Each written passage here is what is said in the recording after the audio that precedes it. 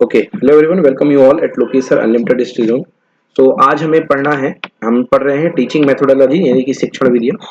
और शिक्षण विधियाँ में आज हम क्लास स्टार्ट कर रहे हैं, तो ह्यूरिस्टिक मेथड से स्टार्ट करेंगे। ह्यूरिस्टिक विधि, चलिए। तो देखिए क्या लिखा हुआ है, इन बातों को करते हैं, इंपॉर्टेंट लाइन को अंडरलाइन करेंगे। इस विधि के प्रवर्तक city of guilds of London institute के केंद्रीय तकनीकी कॉलेज में रसायन के प्रोफेसर H.E. आर्मस्ट्रॉन्ग थे। तो ये पहली चीज आता है कि भाई ह्यूरिस्टिक मेथड जो है वो किसने दी थी, आर्मस्ट्रॉन्ग। और कल मैंने बताया था कि जो प्रोजेक्ट मेथड है वो किसने दी थी, वो किलपैट्रिक ने दी थी। ह्यूरिस्टिक का शब्द ग्रीक शब्द ह्यूरिस्को से उत्पन्न हुआ है, जिसका अर्थ है यूरोस्कियन को प्राप्त करना या मैं खोजता हूं, आई डिस्कवर। इस विधि का मुख्य उद्देश्य विद्यार्थी को खोजी के रूप में रखना है। ठीक है। Professor H.E. आर्मस्ट्रॉन्ग के अनुसार यह शिक्षण की वह विधि है जिसके द्वारा हम विद्यार्थी को एक खोजी के रूप में रख सकते हैं। हर्बर्ट स्पेंसर हर्बर्ट स्पेंसर ने स्पष्ट किया है कि इस विधि में विद्यार्थी को कम से कम बताया जाए और जितना अधिक से अधिक संभव हो सके उसको खोजने के लिए प्रोत्साहित किया जाना चाहिए। अतः स्पष्ट है कि यह विधि विद्यार्थी को सक्रिय रखते हुए उसमें वैज्ञानिक दृष्टिकोण को विकसित करती है एवं स्वयं ज्ञान की प्राप्ति पर बल देती है। तो इसमें सबसे आया हुआ जो क्वेश्चन है वो है, आर्मस्ट्रॉन्ग जो है वो इन्होंने ये इस विधि को डेवलप किया है जिसका नाम है आपकी ह्यूरिस्टिक मेथड, खोजी विधि। चलिए इसके गुण की बात कर लेते हैं कि इसके फीचर्स क्या क्या है। तो पहला गुण है वैज्ञानिक प्रकृति के निकट विद्यार्थियों में जिज्ञासु व खोज अभिवृत्ति विकसित करने के सहायक। मतलब जो विद्यार्थी खुद ही वैज्ञानिक दृष्टिकोण है उनको थोड़ा सा यहाँ से मोटिवेशन मिलता है। मनोवैज्ञानिक विधि है वह वैज्ञानिक दृष्टिकोण को विकसित करने में सहायक होती है। मतलब ये एक मनोवैज्ञानिक विधि है और वैज्ञानिक दृष्टिकोण को विकसित करने में सहायक होती है। गृह कार्य से मुक्ति, धैर्य, सावधानी, स्वच्छता व अवलोकन जैसे कौशलों के विकास में सहायक होती है। मतलब इसमें गृह कार्य मिलता नहीं है, जो भी होता है ऑन स्पॉट होता है। धैर्य की डेवलप होती है भावनाएं, सावधानी, स्वच्छता और अवलोकन जैसे कौशलों में विकास में सहायक, करके सीखने की सिद्धांत पर आधारित है। और शिक्षक और विद्यार्थी के संबंध में प्रगाढ़ता मिलती है क्योंकि इसमें आपको हाथों से एक्सपेरिमेंटल विधि खोजना भी पड़ता है, तो दिमाग भी एक्टिव होता है और शिक्षक विद्यार्थी संबंध में प्रगाढ़ता आती है। अब बात करते हैं इसके दोष के, यानी कि इसके डिसएडवांटेज, इसकी डिमेरिट्स। यह बहुत अधिक समय लेती है, अतः संपूर्ण पाठ्यक्रम इस विधि से पूर्ण नहीं हो सकता है। आप ये नहीं सोच सकते कि पूरा का पूरा पाठ्यक्रम जो है ह्यूरिस्टिक मेथड से पूरा हो जाए। सेकंड, निम्न कक्षाओं के विद्यार्थियों के लिए अनुपयोगी है क्योंकि उनकी बुद्धि परिपक्व नहीं होती है। तो खोजी विधि से आप, ह्यूरिस्टिक मेथड से आप छोटी क्लासेस को नहीं पढ़ा सकते हैं। चलिए देन यस, अगली मेथड की बात करते हैं। तो अगली मेथड हमारे पास आने वाली है आगमन निगमन विधि। इसको बोलते हैं अपन induction deduction method. Okay, induction deduction methods. तो आइए इंडक्शन डिडक्शन मेथड के बारे में जानते हैं कि इंडक्शन डिडक्शन मेथड क्या होती है। आगमन विधि। आगमन विधि, इस विधि में विद्यार्थी को विविध उदाहरणों का अवलोकन करते हुए स्वयं निष्कर्ष निकालकर सामान्य नियमों का निर्माण करना होता है। मतलब क्या करते हैं आप, विशिष्ट से सामान्य की तरफ जाते हैं। आगमन में विशिष्ट से सामान्य की तरफ जाते हैं, इंडक्शन में आप स्पेसिफिक टू जनरल की तरफ जाते हैं। मतलब कि उदाहरण से नियम की तरफ आपको मूव करना है। ये बहुत ही कॉमन क्वेश्चन आता है इसका। जैसे हम किसी वस्तु को फेंकते हैं और वस्तु वह नीचे गिरती है, तो इससे यह निष्कर्ष निकलता है कि पृथ्वी में आकर्षण या गुरुत्वाकर्षण शक्ति है जिससे सभी वस्तु को अपनी ओर खींचती है। यह विशिष्ट से सामान्य की ओर चलती है। मतलब पहले आपने एग्जाम्पल लिया, उसके बाद आपने नियम बनाए। तो आगमन विधि के पद, किसी प्रकरण के अनुसार विशिष्ट उदाहरणों का प्रस्तुतिकरण।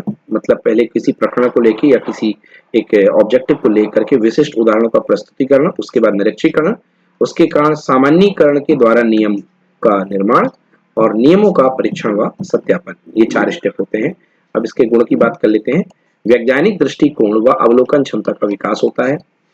प्राप्त ज्ञान व्यवहारिक व स्थायी होता है क्योंकि बालक स्वयं करके सीखता है। यह सामान्यतः गणित, विज्ञान और व्याकरण के शिक्षण के लिए अधिक उपयोगी होता है। देन यह तार्किक और मनोवैज्ञानिक विधि है। यह निम्न कक्षा के विधियों के लिए अधिक उपयोगी है। तो याद रखिएगा, छोटी कक्षाओं के लिए कौन सी विधि उपयोगी है, आगमन विधि। ये प्रश्न भूलता है कई बार आपको कि छोटी कक्षाओं के लिए कौन सी विधि है, आगमन। मतलब पहले उदाहरण और उसके बाद नियम। तो ये छोटी कक्षाओं के बच्चे जल्दी सीख पाते हैं। देन दोष की बात करते हैं कि इसके डिमेरिट्स क्या है। तो दोष उच्च कक्षा के विद्यार्थियों के लिए उपयोगी नहीं है, उच्च कक्षा के जो विद्यार्थी होते हैं उनके लिए उपयोगी नहीं है। ओके, तो उच्च कक्षा के विद्यार्थियों के लिए कौन सी विधि उपयोगी होगी? निगमन विधि या डिडक्शन मेथड। अनुभवी व प्रशिक्षित शिक्षक ही इस विधि से शिक्षण करा सकते हैं। निगमन विधि के लिए अनुभवी और प्रशिक्षित शिक्षक ही इस विधि से शिक्षण करा सकते हैं। यह धीमी गति की विधि है, अतः विद्यार्थियों में धैर्य होने पर ही निष्कर्ष प्राप्त किया जा सकता है। कई बार जल्दबाजी में लिए गए निष्कर्ष गलत भी हो जाते हैं। तो ये एक स्लो मेथड है, जो निगमन मेथड है वो एक स्लो मेथड है, ठीक ना, क्योंकि इसमें आप नियम से उदाहरण की ओर चलते हैं, नियम से उदाहरण की ओर चलते हैं। यस, एक मिनट, हम आगमन की बात कर रहे थे तो यहाँ पे मैं कुछ गलत बोल गया हूँ, तो इसको सही कर लीजिए थोड़ा सा कि जो आगमन विधि के दोष मैं बता रहा हूँ, तो उच्च कक्षा के विद्यार्थियों के लिए आगमन विधि उपयोगी नहीं है, तो उच्च कक्षा के विद्यार्थियों के लिए निगमन विधि उपयोगी है। और दूसरा, आगमन विधि का दोष यह है कि अनुभवी और प्रशिक्षित शिक्षक ही इस विधि से शिक्षण करा सकते हैं। मतलब आगमन विधि से पढ़ाने के लिए आपको जो शिक्षकों की जरूरत होगी वो ट्रेंड होने चाहिए। आगमन विधि बहुत एक धीमी विधि है, क्योंकि पहले उदाहरण दिए जाते हैं 2-4, फिर उसका सामान्यीकरण करके नियम बनाए जाते हैं। अतः विद्यार्थियों में धैर्य होने पर ही निष्कर्ष प्राप्त किया जा सकता है। कई बार जल्दबाजी में लिए गए निष्कर्ष जो होते हैं वो गलत होते हैं। देन अगला, आगमन विधि के द्वारा प्राप्त निष्कर्षों को निगमन विधि से जांचा जाना आवश्यक है कि आपने जो निष्कर्ष प्राप्त किया है वो सही है या नहीं है। यस, चलिए नेक्स्ट बात करते हैं डिडक्शन मेथड, निगमन विधि।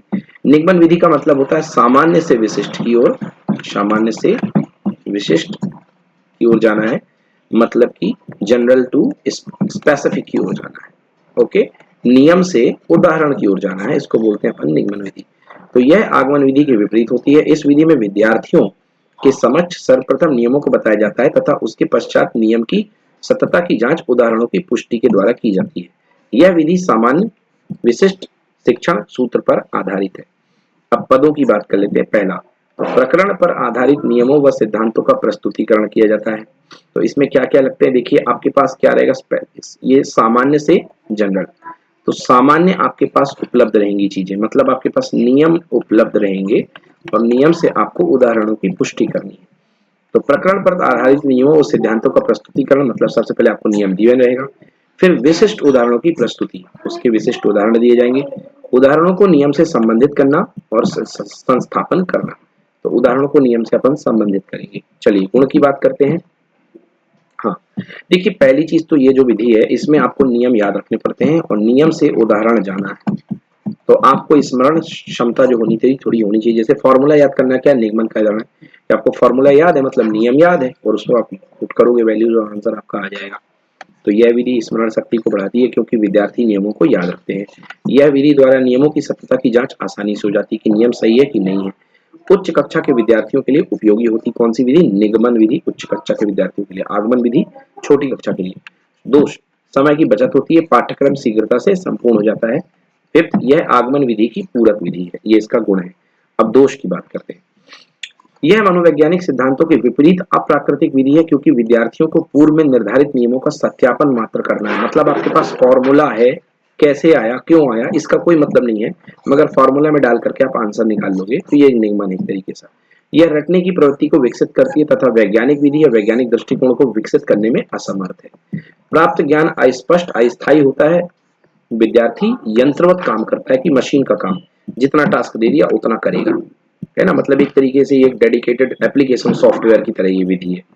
देन विद्यार्थियों को निष्कर्ष पूर्व में ही ज्ञात होता है, अतः रुचि नहीं रह पाती है तथा तर्क, चिंतन, खोज आदि शक्तियां भी विकसित नहीं होती है। तो विद्यार्थियों को पहले ही इसमें नियम पता होता है, तो निष्कर्ष इसमें पता चल जाता है कि इससे ये हल हो जाएगा। तो इन सब चीजों से जो खोज, चिंतन, तर्क इत्यादि शक्तियां का विकसित नहीं हो पाती हैं। तो ये भाई आपकी निगमन विधि, ठीक है जी। तो ये हो गई आपकी निगमन विधि। देन चलिए, आगमन निगमन विधि तो हम डिस्कस कर ही चुके हैं। ओके, तो ये दोबारा आ गया है, ये रिपीट हो गया है, एक बार अच्छे से पढ़ लीजिएगा। आगमन विधि और निगमन विधि, फिलहाल ये तो नहीं लिखा है कि आगमन विधि और निगमन विधि का डेरिवेशन यानी कि सिद्धांत किसने प्रतिपादित किया, मगर इसके पहले हमने पढ़ दिखा था प्रोजेक्ट मेथड किसने, किलपैट्रिक, और ह्यूरिस्टिक मेथड किसने, आर्मस्ट्रांग ने। इसके पहले अपन ने थोड़ा सा पढ़ा। चलो जी, बहुत अच्छी बात है। अब बात करते हैं अभिक्रमित अनुदेशन। थोड़ा सा डिफिकल्ट टॉपिक आ गया भाई। अभिक्रमित अनुदेशन क्या होता है? ओके, तो पहले अनुदेशन का मतलब समझ लेते हैं। अनुदेशन का मतलब होता है इंस्ट्रक्शन। इंस्ट्रक्शन इंस्ट्रक्शन मतलब निर्देशीकरण जो आप क्लास में देते हो, निर्देशीकरण वो है यार इंस्ट्रक्शन। अब अभिक्रमित यहाँ नाम में ही है क्या? अभिक्रमित मतलब क्रम की तो कुछ बात होगी पक्का, क्रम के अनुसार। तो स्मिथ और मूर 1962 के अनुसार अभिक्रमित अनुदेशन या क्रमबद्ध अध्ययन, ये लोग भी अभिक्रमित अनुदेशन का मतलब एक के बाद एक इंस्ट्रक्शन देते हो। बच्चों किताब खोलो, ओके, किताब का पहला पन्ना ओपन करो, फिर इसके बाद देखो सबसे ऊपर क्या लिखा है, पाठ नंबर 1। इसके बाद क्या लिखा हुआ है ना, मोहन की चिड़िया। तो ये जो लाइन बाय लाइन आप इंस्ट्रक्शन दे रहे हैं बच्चों को, ये जो कहलाता है ये अभिक्रमित उद्देशन अनुदेशन या क्रमबद्ध अध्ययन या स्वयं शिक्षण सामग्री देकर भ्रमवश, स्वयं शिक्षण सामग्री जिसे भ्रमवश शिक्षण मशीन की संज्ञा दी जा सकती है, अथवा स्वयं शिक्षण सामग्री जिसे भ्रमवश शिक्षण मशीन की संज्ञा दी जा सकती है, ये कहलाता है अभिक्रमित उद्देश्य, अभिक्रमित अनुदेशन। यस, तो मनोविज्ञान के सिद्धांतों के पर आधारित, मनोविज्ञानकों के सिद्धांतों पर आधारित शीघ्रता से विकसित होने वाला शिक्षण तकनीकों के क्षेत्र में एक आंदोलन है। मनोविज्ञान के सिद्धांतों पर आधारित शीघ्रता से विकसित होने वाला शिक्षण तकनीकों के क्षेत्र का एक आंदोलन है। इसका उद्गम प्राचीन काल के शिक्षकों की शिक्षण प्रणालियों से है तथा इसका विकास आधुनिक काल में मानव और पशु अधिगम के प्रयोगशालीय अध्ययनों द्वारा हुआ है। ये डिफिकल्ट, जस्ट फॉर रेफरेंस है, इस पे ज्यादा जोर मत दीजिए। चलिए, डॉक्टर ह्यूमन एम मार्कले के अनुसार अभिक्रमित अधिगम शिक्षण प्रक्रियाओं को के पुनः पुनः प्रस्तुत करने के लिए तारकम युक्त संरचना बनाने की एक विधि है। इसकी सहायता से प्रत्येक छात्र में एक मापनीय व्यवहारिक परिवर्तन किया जा सके। सामान्यतः कहा जा सकता है कि अभिक्रमिक अनुदेशन व्यक्तिशः अनुदेशन की एक ऐसी विधि का नाम है जिसमें शिक्षार्थी सक्रिय रहता हुआ तुरंत पृष्ठपोषण पाता है तथा अपनी गति के अनुसार सीखते हुए आगे बढ़ जाता है। यद्यपि शिक्षक शिक्षार्थी के सामने प्रत्यक्ष रूप से नहीं रहता है, परंतु शिक्षक का कार्य अभिक्रम द्वारा ही होता रहता है, परंतु शिक्षक का कार्य अभिक्रम द्वारा ही होता रहता है। अभिक्रमित अनुदेशन के सिद्धांत, अभिक्रमित अनुदेशन के क्या सिद्धांत है? Professor B.F. स्किनर ने अभिक्रमित अनुदेशन के 5 मूलभूत सिद्धांतों का उल्लेख किया है। पहला है लघुपद का सिद्धांत। तो इस सिद्धांत के अनुसार विषय वस्तु का विश्लेषण कर उसे छोटे छोटे अर्थपूर्ण अंशों में बांट दिया जाता है। विषय वस्तु के एक छोटे अंश को एक समय में शिक्षार्थी के समक्ष प्रस्तुत कर दिया जाता है जिससे कि वह उसे सरलता के साथ समझ सके। विषय वस्तु के प्रत्येक छोटे अंश को अभिक्रम पद या फ्रेम कहते हैं। तो याद रखिए, विषय वस्तु के छोटे पद को अभिक्रम पद या फ्रेम कहते हैं। सेकेंड पार्ट है तुरंत जांच या पृष्ठपोषण का सिद्धांत। सेकेंड पार्ट आ रहा है तुरंत जांच या पृष्ठपोषण का सिद्धांत। शिक्षार्थी द्वारा दिया गया उत्तर सही है या गलत है, इसकी जानकारी तुरंत उसे दी जाती है। सही उत्तर है तो वह अगले पद की ओर बढ़ता है और गलत उत्तर है तो वह पाठ को पुनः दोहराता है और सही उत्तर तक पहुंचने का प्रयास करता है। इस तरह तुरंत पृष्ठपोषण यानी फीडबैक से शिक्षार्थी को पुनर्बल मिलता है और वह सही उत्तरों के आधार पर प्रति पद बढ़ते हुए अभिक्रम की संपूर्णता को हासिल कर लेता है। ठीक है ना? तो पहला पद क्या पढ़ा, पहला स्टेप अपन ने पढ़ा लघुपद का सिद्धांत, मतलब जो इसके सिद्धांत के अनुसार, इस सिद्धांत के अनुसार विषय वस्तु का विश्लेषण करके इसे छोटे छोटे अंशपूर्ण अंशों में बांट दिया जाता है। ठीक है ना? और शिक्षार्थी के सामने छोटे छोटे पाठ को प्रस्तुत किया जाता है। उसके बाद जो शिक्षक होता है वो शिक्षार्थी से पृष्ठपोषण के सिद्धांत के द्वारा तुरंत उसकी जांच करता है, देखता है कि क्या सीखा कि नहीं सीखा। देन है सक्रिय अनुक्रिया का सिद्धांत। इसमें विषय वस्तु को प्रस्तुत करने के साथ साथ अधिगमकर्ता या शिक्षार्थी को सतत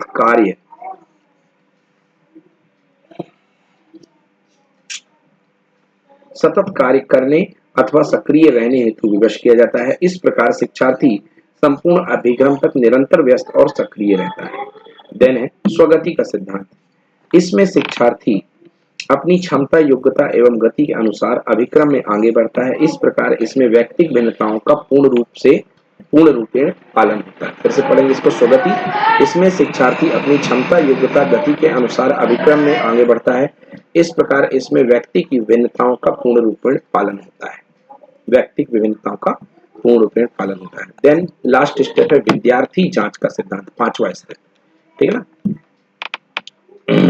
जो 5 स्टेप हैं, ठीक ना, डॉक्टर बीएफ स्किलर ने जो 5 स्टेप दिए थे अभिक्रमित अनुदेशन के, उसमें पांचवा सिद्धांत विद्यार्थी जांच का सिद्धांत। इसमें विद्यार्थी की कमजोरियों व गलतियों की जांच की जाती है। विद्यार्थी के द्वारा नियमित रूप में विद्यार्थियों की प्रगति का मूल्यांकन किया जाता है। इसमें विद्यार्थी अपने अधिगम के मूल्यांकन को स्वयं भी कर सकता है। अभिक्रमित अनुदेशन के इन 5 मूलभूत सिद्धांतों को समझने के लिए 5 क्रियाओं एवं संकेतों को ध्यान में रखना पड़ता है, परमावश्यक है। इसमें इसमें शिक्षार्थी छोटे छोटे पदों को पढ़ता है।